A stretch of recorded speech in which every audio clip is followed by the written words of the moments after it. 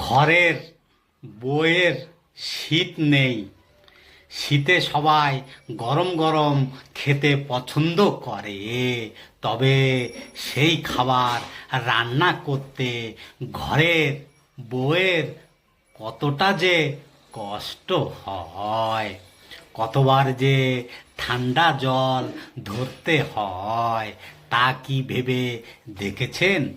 সবাই এই শীতে লেপ কম্বলের মধ্যে বসে থাকতে পছন্দ করে, শুধু ঘরের বউটা পছন্দ করে না। সবার তো শুধু হাত মুখ ধুইতেই কষ্ট লাগে, আর ঘরের বউটার কষ্ট নেই, কারণ সে তো আর এই বাড়ির মেয়ে না। স্বামী ভালো হলে ভাঙা ঘরেও সুখে শান্তিতে থাকা যায়। মেয়েদের সুখ নির্ভর করে তার স্বামীর উপর। শুধু টাকা পয়সা বাড়ি গাড়ি দেখে বিয়ে দিলেই হয় না। স্বামী যদি বোকা হয় বউকে, তাহলে বুঝে নিতে হয় পরিস্থিতি। সংসারের ছোট বড় সিদ্ধান্তে বুদ্ধি খাটিয়ে সামনে এগোতে হয়। স্বামী না বুঝলেও বউকে মাথা ঠান্ডা রেখে সব সামলাতে হয়।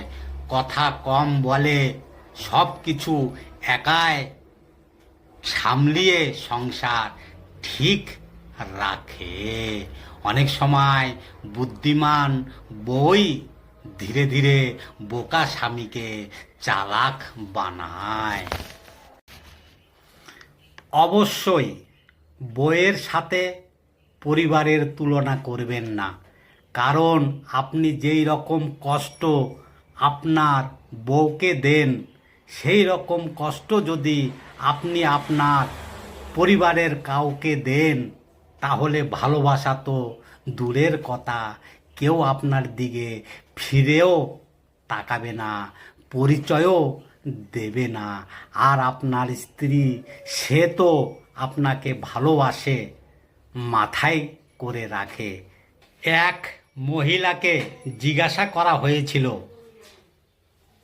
আপনি আপনার শ্বশুরবাড়ির সমস্যা স্বামীকে বলেন না কেন?